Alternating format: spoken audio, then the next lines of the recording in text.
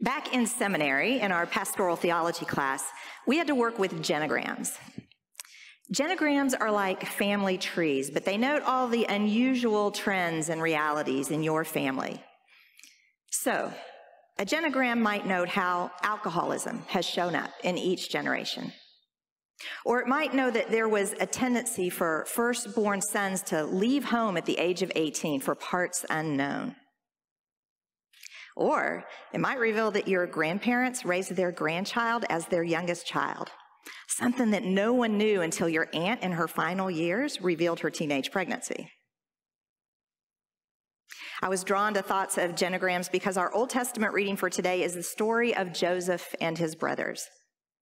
All summer, we've been making our way through the book of Genesis, recounting the stories of our patriarchs, of Abraham, Isaac, and Jacob.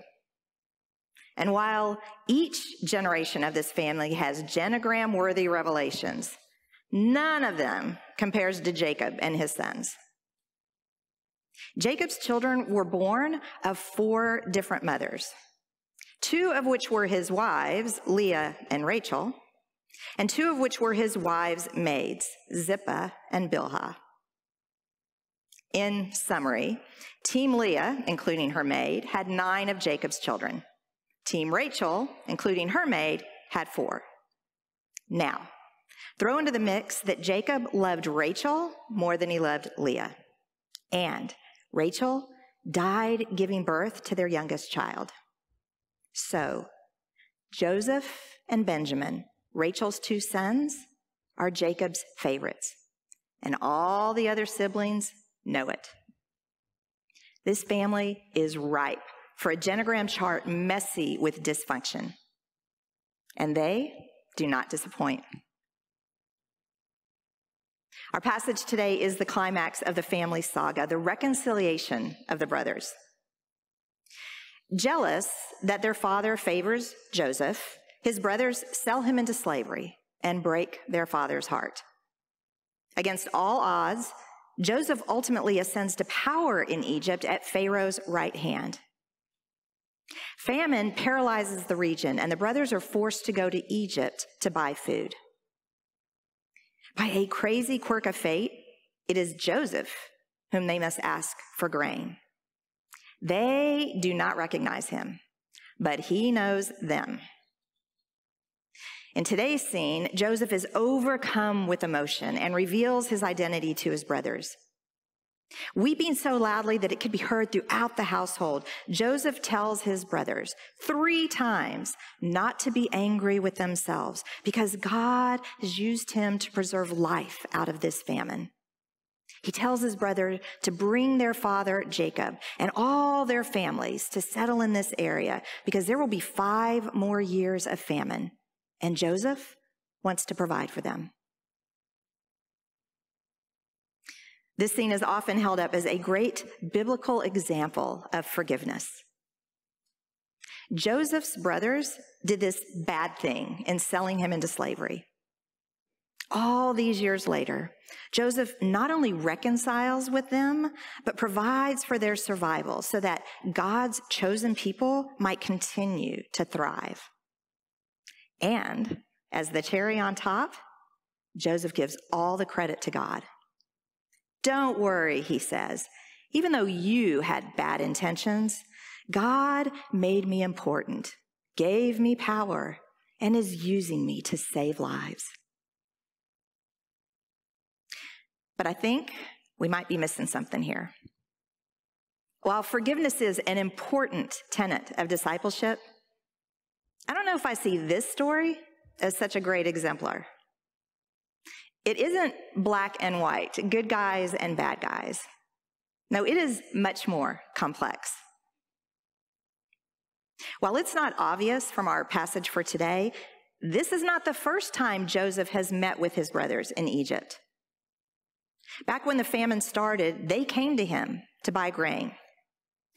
But instead of outing himself to his brothers, giving them an opportunity to express remorse and finding a way to move forward, Joseph begins a twisted game of cat and mouse. Rather than reconciliation, Joseph meets his brothers with manipulation.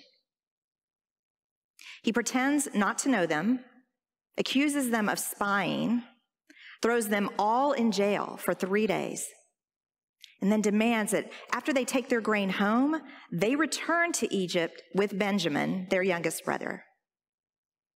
Joseph even has Simeon bound and thrown in prison to guarantee their return.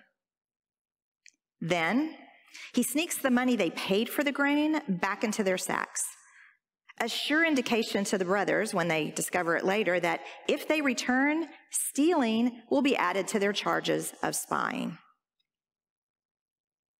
After some time, when the family is once again out of food, the brothers are forced to return for more grain, this time with Benjamin. Joseph, having a second opportunity to come clean, chooses instead to continue his deceit. Rather than reveal his identity, Joseph has his own silver cup slipped into Benjamin's sack, setting him up for a charge of stealing. At this point, Judah steps in to plead for Benjamin's release for the sake of their father, Jacob, whose life, he says, is bound up in the life of the boy.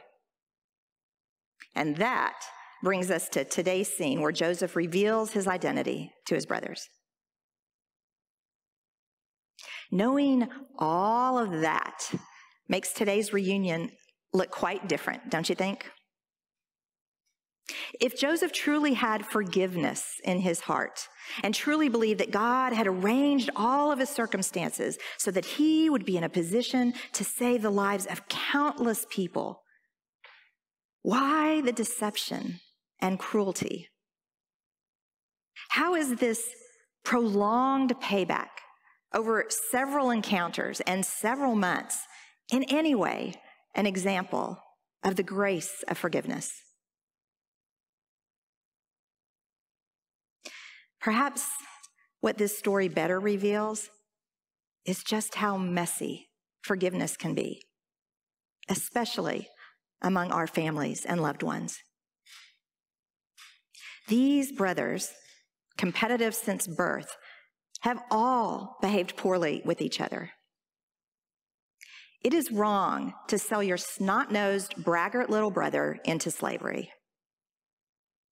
It's wrong to lock your brothers in prison and plant stolen goods on them. There are no good guys and bad guys here. There is just messy family relationships. And sometimes forgiveness in such messy situations is messy as well. It can be dormant or meandering or erratic or a roller coaster ride. Joseph might have needed all of what transpired so that he could release the years of pent-up anger and grief. Yet Joseph is conflicted about all this, as his frequent breaks to give way to his tears demonstrates. He might not have known up until the moment he revealed himself to his brothers what his endgame was. But at some point, Joseph chooses relationship with his family over being right or wielding power or demanding justice. And maybe it is in that moment of choosing reconciliation, of choosing forgiveness, that Joseph is able to see how this big, messy family saga has been used by God for a greater purpose. While God does not cause the evil and destruction that befall us, he can use our lives and our circumstances, messy as they are, to work his good intentions for us and for the whole world.